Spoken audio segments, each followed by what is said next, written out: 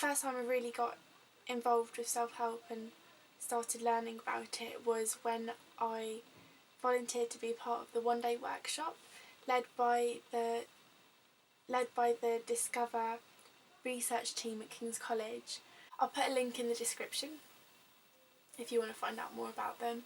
This really helped me get through my A-levels and get through the stress surrounding all my exams, so I just wanted to share that with you and hopefully it'll help. So what is stress?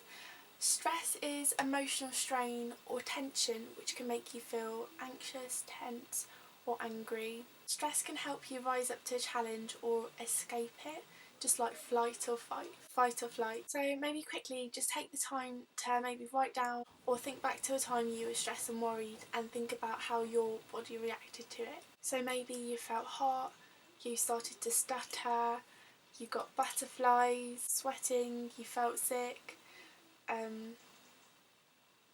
One thing for me was like before exams, it's quite embarrassing, but so I always had to run to the toilet like 10 times before my exam. Now I'm going to talk about the stress cycle. When you're stressed, you might feel as though the environment or the situation directly causes you to feel the emotions that you feel and the emotions that come along with stress. In other words, you have the event, so for me that was my exams, which led to feelings which were worrying and stressing out, feeling like I haven't revised enough, to physical sensations. So for me that was feeling like I had to go to the toilet, and that leads to behaviours and actions. So me acting upon that, even though I didn't really have to go, I'd go to the toilet 10 times before my exam. Sometimes we forget the part of having the ability to change our thoughts. Feelings and emotions are often tied to our thoughts, which are often interpretations of events. So it might be more correct to use this model.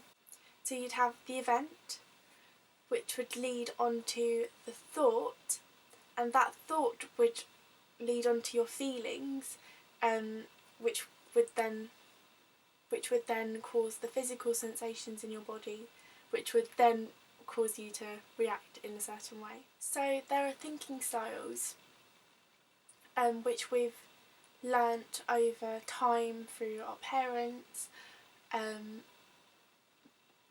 through experience, that we might have picked up along the way.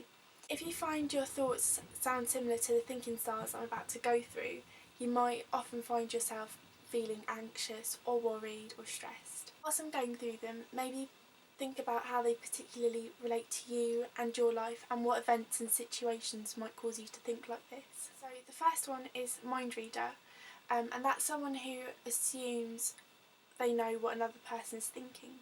So for example, if someone gives you a funny look, you might take that to mean that they don't like you. The fortune teller assumes, so another thinking style is the fortune teller. This person assumes the worst will happen. For example, if you're waiting for a friend or someone to call you back and they don't call back, and you're supposed to meet them at a certain time and they're not there, you might think that something bad has happened to them.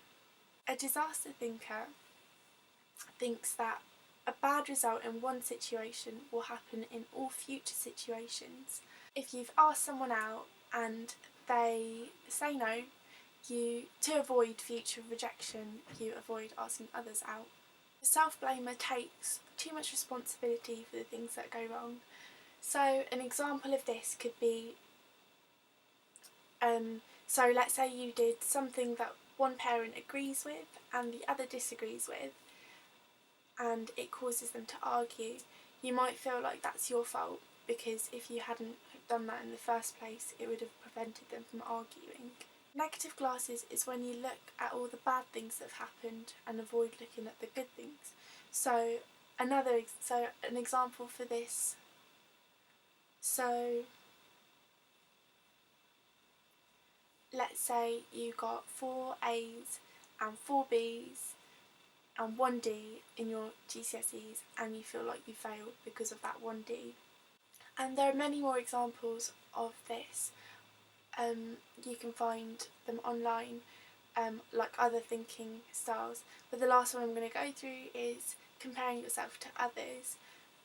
So an example could be if you are learning something new and it seems like everyone is understanding this new topic or subject that you're trying to learn, and you feel like you're lacking behind and you don't understand it, you might feel stupid or like you're not as clever as the others. So now I'm going to go through how to break out of these thinking habits. So I'm going to do a quick exercise. So if you right now think about a pink elephant in your head, think about the size of it, the colour of the elephant, what it looks like. Is it maybe a real elephant or a cartoon elephant? Just really picture that in your head and pause the video for about 30 seconds and try not to think about the elephant. Okay. Right, so now pause the video again. This time count from 100 backwards in nines, and you could do that for 30 seconds. You could get all the way down, count all the way down. So did you think about the elephant more when you were trying not to think about it, or when you switched your thoughts, so that was when you were counting down? Usually focusing on something unrelated gives you time out from your worries. So the pink elephant sort of represented your worries, and the counting down was the thought switcher. So other ways you can do this is to maybe think of a happy memory, or notice your environment and the sounds and what you can see. Another way that's similar to thought switching is switching your activity. So maybe calling a friend, watching a film, or going for a run. And the main one I use is meditation. Another way to break out of your thinking habits instead of thought switching or activity switching could be to actually challenge your thoughts. So maybe ask yourself, is the thought a fact or an opinion?